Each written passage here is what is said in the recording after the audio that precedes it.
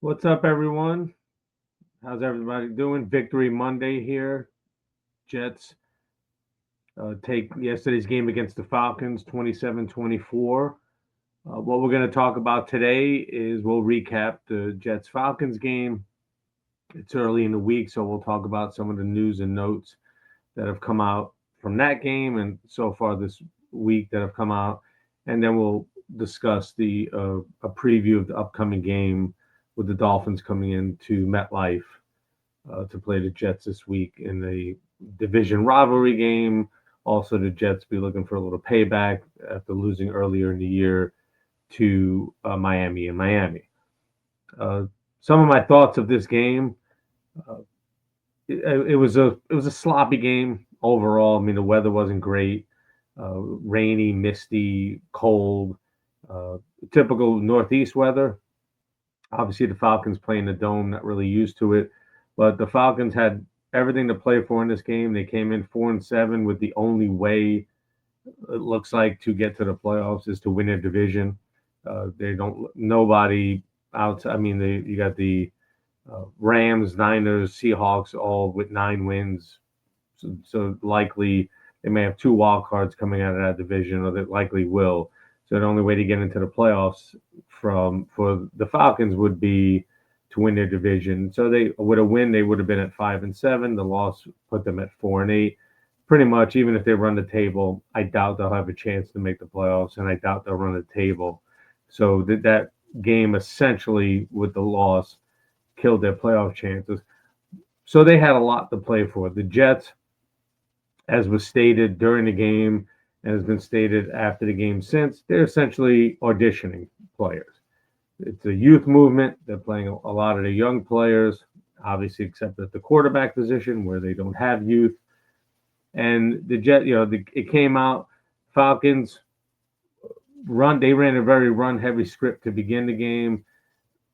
They got the Jets all day long with a lot of misdirection, crossing patterns, misdirection plays. The Jets defense at times had early, or actually most of that game until the end of the game, had trouble, setting the edge and maintaining, backside protection. So they'd let, players just slip out. They would, especially when they don't have there's no Drake London. So it's going to be Pitts and Bijan are going to be uh, the main focal points. And they both had good games. Bijan had a great game, not surprisingly. There were just too many times on the screen plays. The run defense was very porous when he was getting the ball. Pitts, who's been kind of a disappointment in his NFL career, again with the misdirections and some of the things I wish the Jets did a little bit more of, a little more misdirection, screens. They run kind of some of the gadget plays. They did run kind of a flea flicker that Taylor actually missed. Looks at Mason Taylor on. If it was a better throw, he overthrew him. If it was a better throw, it could have been a nice play. Uh, but the toss or the handoff to Mechie, which they did the week before to some success. This week got snuffed out very quickly. But the Jet both teams. It was 7-7 in going into halftime. Both teams came out pretty sluggish. The turning point for the Jets, both defenses were fairly strong, but the offenses just couldn't. The play calling, neither offense could get into a rhythm in that first half. I mean, the Jets were fortunate to recover a muff punt on the 2-yard line, which led to Breece Hall's rushing touchdown. They scored first in the game. Again, the Jets had tied an NFL record 10 games in a row in that where they had scored first and lost the game. So if they would have lost the game against the Falcons, that would have been the 11th game doing that, being in a row, being that would have set the NFL record. So thankfully, a dubious record. We're only tied for. We didn't actually set that record. So another thing to be happy about if you're a Jets fan. But that game goes 7-7 into the half, and all of a sudden, Both offenses woke up in the second half. You had the Falcons again killing them with misdirection coming out of the half. Jets do nothing coming out of the half on their first drive. Falcons move down the field very easily. The there was a dumb roughing the passer penalty in there, and the Jets again they've curbed the penalties over the last few weeks, so they're not one of the most highly penalized teams as they were early on. They just seem to have dumb penalties, and the timing of them seems, it's like if there's the worst time to have one, they'll have one. They also don't get a lot of penalties. At one point, the Jets had 7 penalties called against them, and the Falcons had one. In no way, not the way that game was being played. I don't know what the officials were looking at in that game. There was a few plays. There was a defensive pass interference that should have been called where the defender's pulling on. I believe it might have been Mitchell's or Mechie's shoulder, and it wasn't a hard tug, but it was enough of a tug where it impeded the receiver from going after the ball. Nobody called it, but those calls were going against the Jets all day long. So that's now when it's 14-7 at that point, Jets immediately break back the long touchdown to Adonai Mitchell. Apparently, he doesn't like to be called AD Mitchell, so we'll call him Adonai Mitchell from now on. Respect his wishes. 52-yard touchdown, longest pass play of the year for the Jets. So, and the defender, while everybody say, "Oh, the defender fell down," the defender fell down because he couldn't keep up with him. If you're running stride for stride and your feet tangle up, usually both guys fall. Maybe one guy could fall, but if you saw that play, the defender was trying to catch up to Adonai Mitchell, and then just got tripped up, fell down. Mitchell was able to keep his balance. The ball was slightly underthrown. It was like fielding a punt. Made the catch, touchdown, tied that game up. There was an exchange of missed field goals, missed 50-yard field goals by both kickers in that third quarter. Again, the huge kickoff return by why am I drawing a blank on his name? Williams. I believe I'm drawing a blank on his name. Isaiah Williams. Yes, excuse me. Has a long kickoff return. Unfortunately, the Jets can't turn that into a touchdown, and that's because Mechie had the case of the drops in yesterday's game. Coming off the good game he had the week before, this time Mitchell had the big game, setting career highs in receptions, yards, and scoring his first NFL touchdown. Would have been a second, but we all know Adonai Mitchell, his claim to fame or infamy was fumbling a would-be touchdown before, celebrating and before he crossed the goal line while he was with the Colts. That would have been his first NFL touchdown. But yes, the 52-yard touchdown was his first. So again, this with the stupid penalties in the next drive, McCrary ball. I don't know what he was doing. It looked like people were saying it was some sort of a worm. He honestly looked like a fish flopping out of water. I don't know what that was. It was not the taunting penalty. Even a referee said it during the game where a second one would get him ejected. If you can call it a dumbass penalty, I'm sure he would have said that. It just was. It was dumb. That it negated what would have been. It was offsetting penalties. What would have been the Falcons penalty, which would have pushed them back. That then offset those penalties which essentially nullified the Falcons penalty. They quickly moved the ball downfield to take the lead on the Sills touchdown pass. Then the Jets came right back, a nice balanced drive. Taylor with the quarterback run for the touchdown. He's been exactly what the Jets have needed. It's what everybody has been talking about. It's what I've said in earlier podcasts. You can't evaluate the talent around you with incompetent quarterback play. He's playing competent. He's not excelling. It's competent. It's professional quarterback play that he's given the Jets, whether it be decisiveness when tucking the ball and running, getting rid of the ball in his first read, he's still elusive at at 36 years old. So this is exactly you're able to evaluate these players. They went to Mason Taylor early in that game, had a couple of catches on the first drive. They didn't really go in his direction for the rest of the game. Rucker had a few catches. Brees Hall, while he was on the field for, I believe it was his highest snap count of his career, definitely of this season. But he wasn't really a part of the passing game at all. He had a couple of catches. They didn't really try to go to him at all. You almost feel like saying to the Jets, look what Atlanta's doing with Bijan Robinson. They're splitting him out wide. They're getting him the ball in space. They're he's not only with running the ball, but with catching the ball. The Jets didn't really do that with Hall in yesterday's game, and I don't know if it was Atlanta was keying on that whenever he was lining up outside. Again, I'm not one of those guys that looks at the all 22s. I'll see what some of the other guys who do that say and what their opinions are on how Hall was being defended by the Falcons. But they didn't really get him involved a lot in the passing game. So it became Adonai Mitchell's show. Mechie made a couple of good catches in that game. Lazard had a huge catch on a ball where Taylor is basically, Bates is coming in.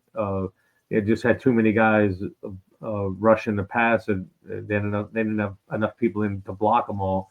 Has a clear path at him, gets him just as he's coming forward with his arm. So the ball kind of pops in the air, and you're like, oh, God. And Lazard, give him credit, Johnny on the spot makes a leaping, and I believe it was 3rd and 8, 3rd and 9, and it was a first down catch, which extended that drive. So that was again, these things eventually start to balance themselves out. A lot of the balls early in the season were bouncing the opponent's way and against the Jets.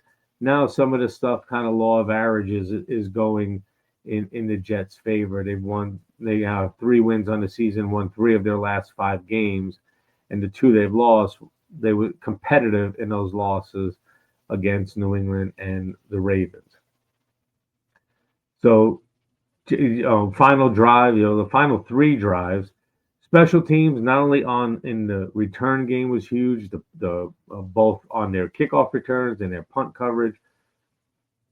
Obviously McNamara as well with his funky punts, which led to the Agnew fumble that happened in the first half. But Falk it's a weapon to have. I know he missed a field goal earlier. I believe it was 55 yards. It was in that kind of weather that would have been a strong kick, but he missed it. It happens. It was his first miss of the year of any kind of any kick, point after or field goal.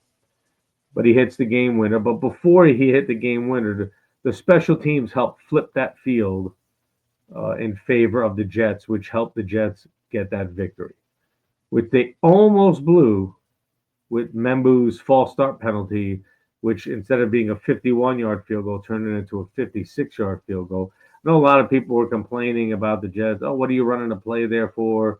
Why are you trying to run a play? That 5 yards could have cost you the game, which it could have. But they're trying to, it's 51 in that weather, and he had missed a 50-plus yarder earlier in the game. They're trying to get, even if they get 5 yards closer, that's what they're trying to do. It's unfortunate that Membu, he had a couple of false start penalties in the game. And again, the pre-snap penalties killer and the dumb penalties killer. They had really curbed that over the last few weeks. It kind of reared its ugly head a little bit in yesterday's game. But they flipped that field. It was the punt back to the Jets, where you think that might be the Jets' last chance to score before it goes to overtime, or potentially Atlanta gets the ball back and maybe they score and end the game. Williams lets the ball go behind them. It gets down deep in Jets territory, and then they get sacked on the first play. That drive at that point goes nowhere. They don't make any movement. 3 and out, punted back. Great punt coverage. Return man gets no gain. Jets hold 3 and out the other way. And I like the way, also really quick, the way Glenn has been, you could see the growth from this coaching staff and Glenn himself, the way he's calling penalties, trying to maximize the time that the Jets will have when they get the ball back to utilize their offense to move the ball down the field to get into field goal range.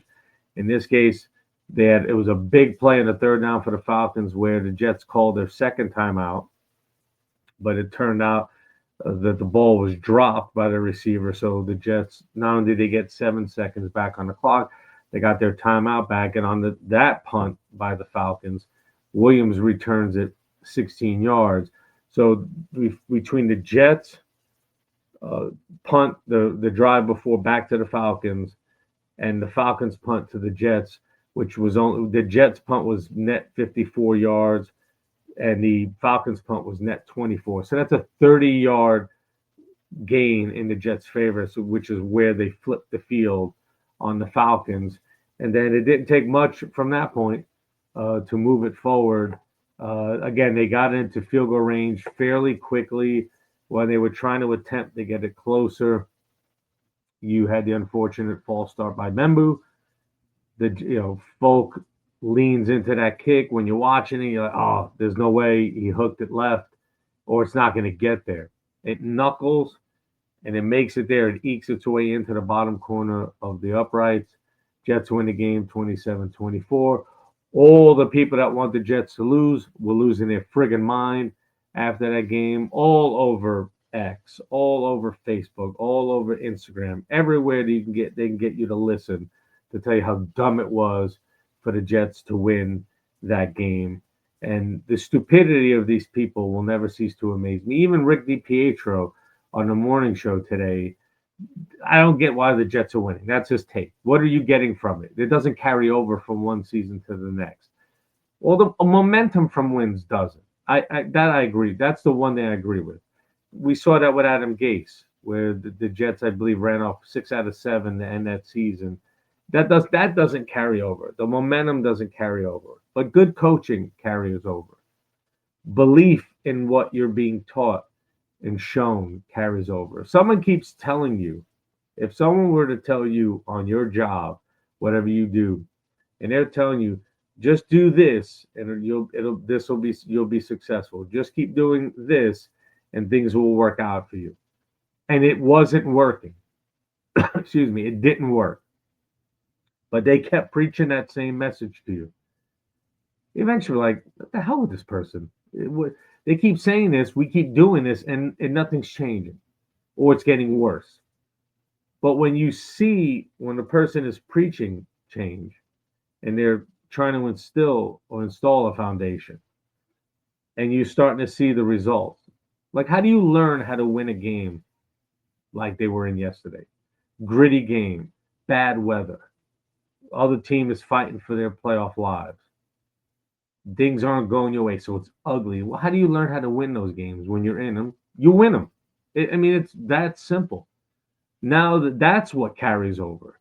The learning how to, the experience that these young players are getting in these situations. Okay, now they can draw on that moving forward. Will they always be successful? No, of course not. Of course not. But if they were to just continue to lose and look bad doing it as they did, if they were looking now as they looked earlier in the year when they were 0-7, sans the first game, they didn't look great. The first game of the season, they looked solid. And then after that, the next 6 weeks, it was just dreadful. So if it still looked like that, we'd be talking about Glenn being potentially one and done, Muji being one and done, the Jets cleaning house. Likely, if they were that bad still, they'd be competing for the number 1 pick. I believe right now they're in the 7th spot for that pick for next year's draft. And good.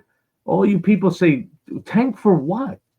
Tank for what? There is no Andrew Luck coming out At least, again, we all know if anybody looks at the history of NFL draft picks, it's a 50-50, it's a coin flip, man.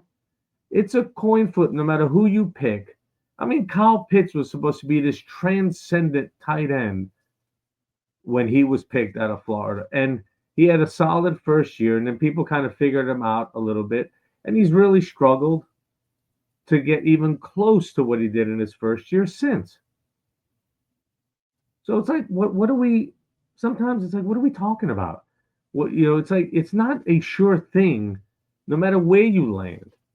So just play every time. I can understand everybody's thinking if there was that guy, and this has been talked about ad nauseum, and it will continue to be talked about until some of these people get it through their thick skulls that there is no quarterback coming out that is even. First of all, we don't know which ones are coming out. Who is coming out? Because they can all go back. They can all easily go back and come out in the 27 draft. We don't know that. It's not like they can't get the money where they are.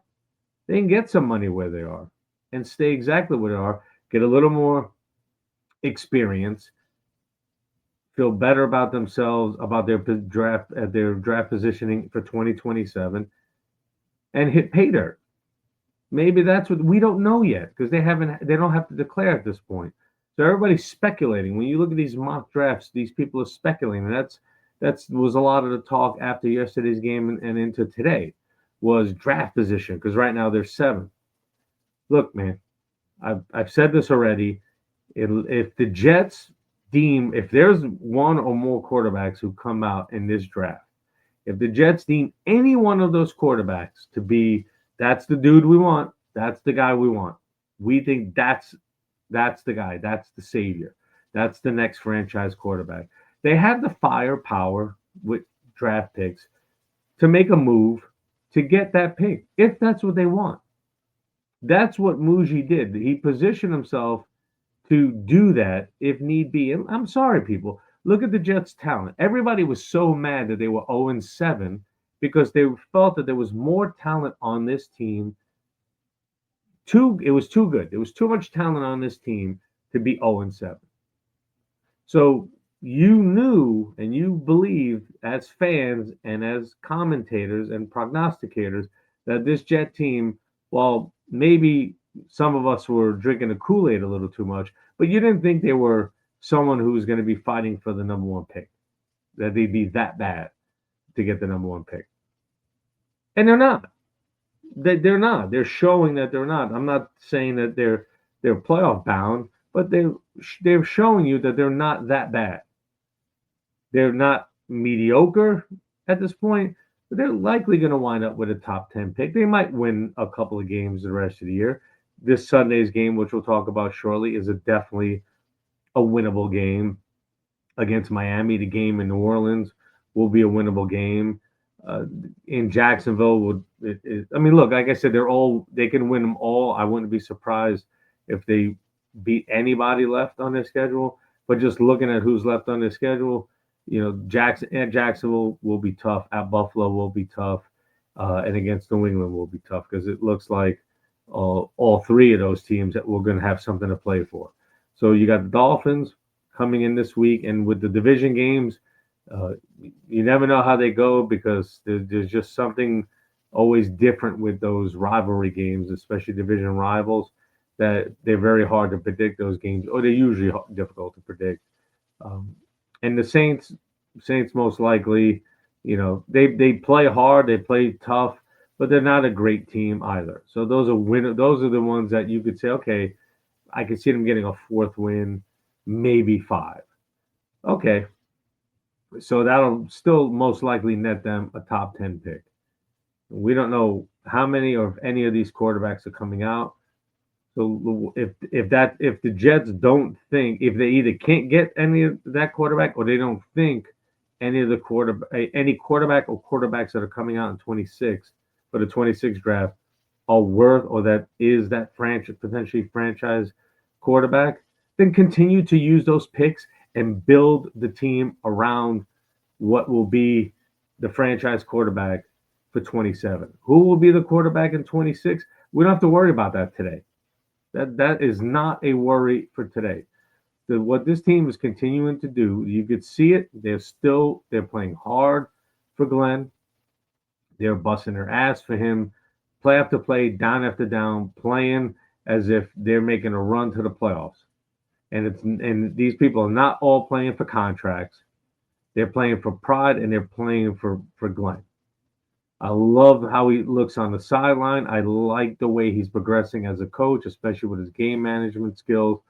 Love him in the locker room after the game, his post game pressers.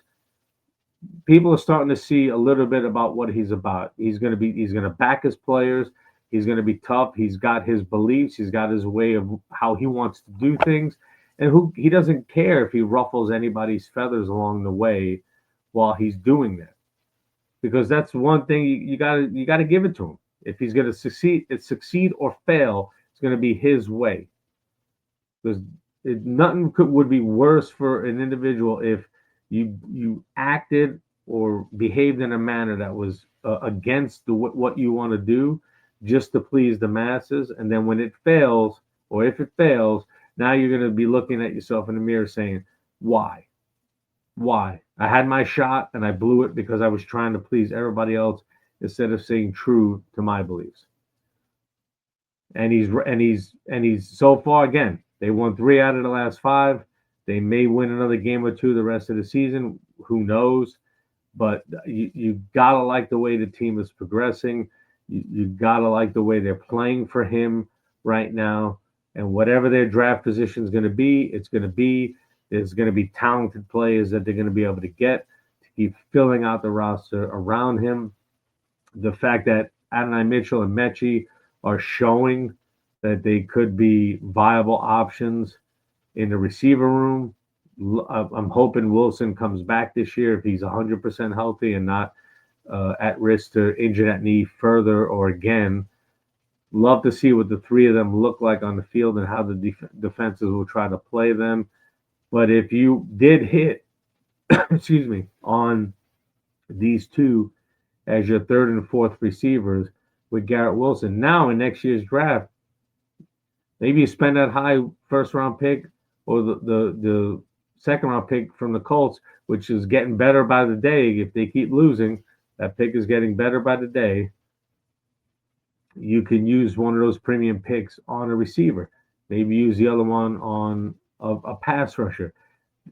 If they can show and believe and feel that those 2 guys now are going to fill 2 receiver spots in 2026, that's huge because that's money they don't have to spend in the free agent market for a wideout. If I'm sitting there saying, all right, I got Wilson, I got Mitchell, I got Mechie, I got my pick in the draft, I got 2 first-round picks, now I can just use one of those 2 picks for a potentially frontline wide receiver 1B or 2, or maybe a 1 and Wilson becomes who knows, but a premium wide receiver instead of spending that money in free agency.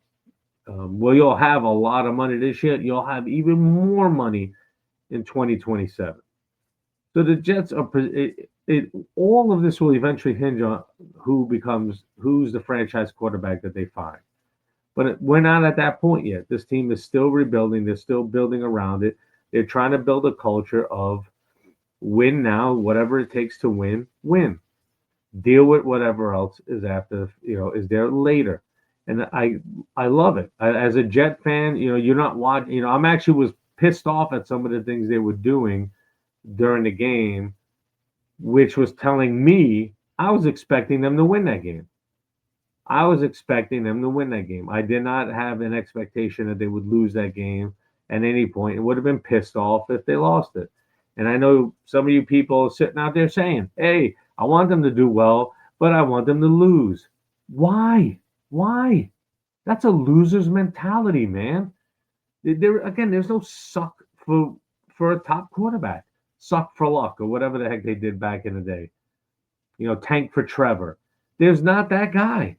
So what are you doing? You keep saying, oh, we want the number 1 pick. But for who? Who's the guy? If you told me there was one, two, three, and what I'm going to do in a future podcast, I'm gonna go through the last, maybe decade worth of drafts, and I'm going to look at all the first round quarterbacks that went in those drafts and see how many of them hit, how many of them are still on the same teams that draft them. I'm going to do a breakdown like that, and I'm going to bring that to you guys just to show you how much of a crapshoot the draft really is. The one off the top of my head is the Zach Wilson draft, where Wilson's no longer on the Jets. Trey Lance no longer on the 49ers. Mac Jones no longer on the Patriots. We can go on and on and on as to these guys that got picked that aren't even no longer with the teams that picked them. Sometimes the pick is the 15th pick, the 10th pick, the 28th pick, as Lamar Jackson was, Pat Mahomes, Josh Allen. These guys were not number one picks. Lamar Jackson, some didn't even think he was going to go in the first round the year he was drafted by the Ravens. The Chiefs moved up from Mahomes. A lot of teams let him pass.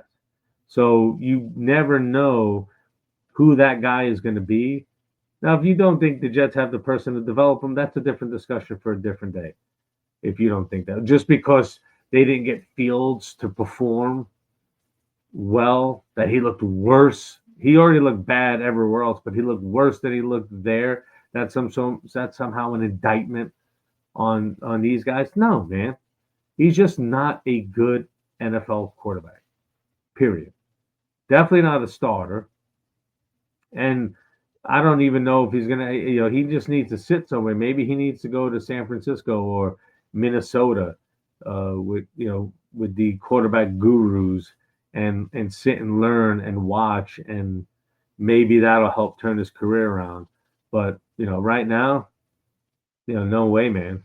No way is that something that, you want to see. That's why I'm hoping that the Jets eventually move Brady Cook into the number 2 quarterback position, because Taylor got dinged up a little bit in the game yesterday, and it was at one point you didn't know if he was going to get up, and you're thinking, oh, now I don't know what Cook is. I don't know what he could be at all. I have no idea, but I know what Fields is. We've already seen it.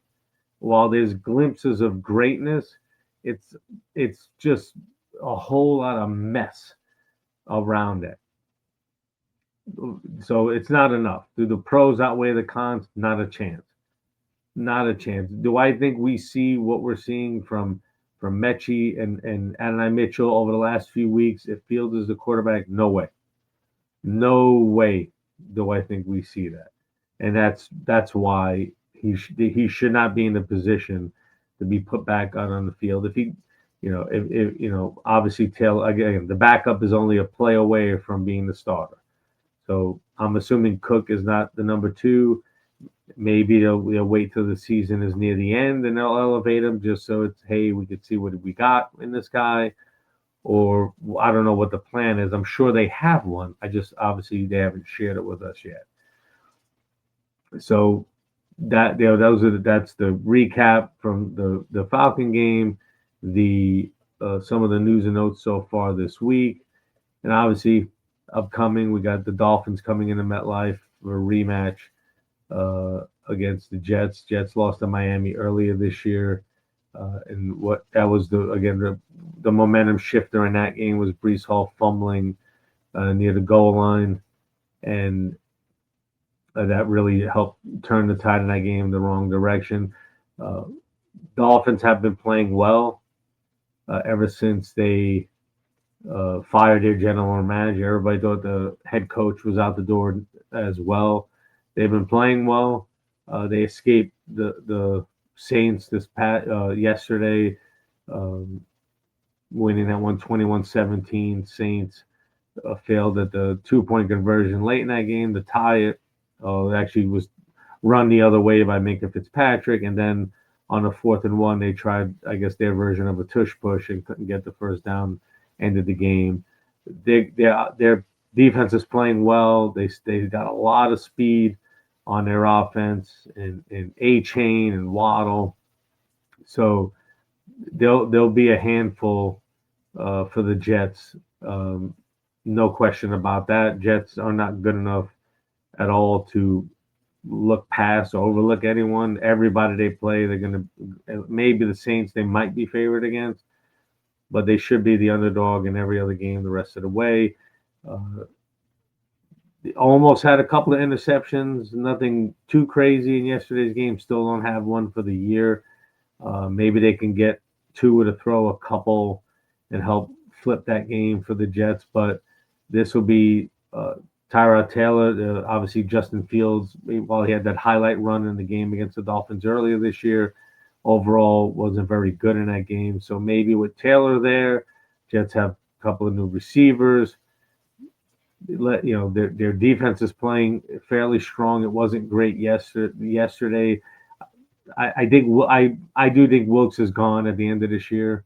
I don't think he's going to be back. It just he seems to just be too slow to react to what the offense is doing to him. It was the same play all day long. Just Pitts lining up on one side of the line, coming off and drifting back to the backside, and nobody's following him. He's wide open, getting chunk yardage. Bijan on a few plays very similar, leaking out, wide open. How these are when these are the only weapons and they're running the same type of play, they shouldn't be running wide open. That's a failure on Wilkes' part to adjust to whatever that. I know during the game the commentators were saying that the Falcons were going against some of the tendencies they already had on tape to.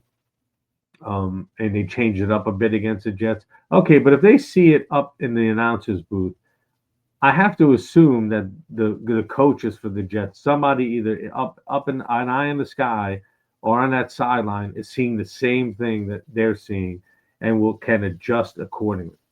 But they just didn't do it. They just up until the end of the game where they stuffed them on their last two drives and gave them nothing. They were getting gashed pretty badly by the only two skill players that the Falcons had left. And again, Jets are playing a lot of young guys that are playing very aggressive. On the Sills touchdown, they overran Sills. They just over pursued, and Sills just kind of stood there for a second, let him just run by. And where he looked stuffed for a no gain or a loss turned into a touchdown. So you thought maybe at worst that was a field goal there, it turned into a touchdown. Those are big plays because holding them to 3 and not letting them get the touchdown is obviously more advantageous. And again, the Jets typically do not have an offense that allows them to stay in those types of games. But I give Tyrod Taylor, I give Tana Angstrand, I give the team a lot of credit for the way they fight and the way they continue to play hard for Aaron Glenn. I love I have to say I'm very encouraged by the direction that they seem to be going.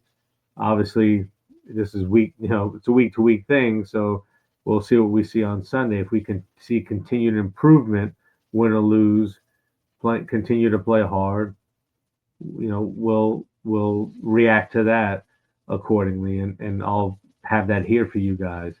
But I thank everybody. That was great. We talked about the Jets against the recap against the Falcons, the news and notes. Talked about the upcoming game against the Dolphins. The Jets, again, have to contain that speed. A-Chain has been just gashing people over the last couple of weeks. I'm sure the Dolphins are going to be looking at what the Falcons did to the Jets with Bijan Robinson and try to get A-Chain in maybe similar situations.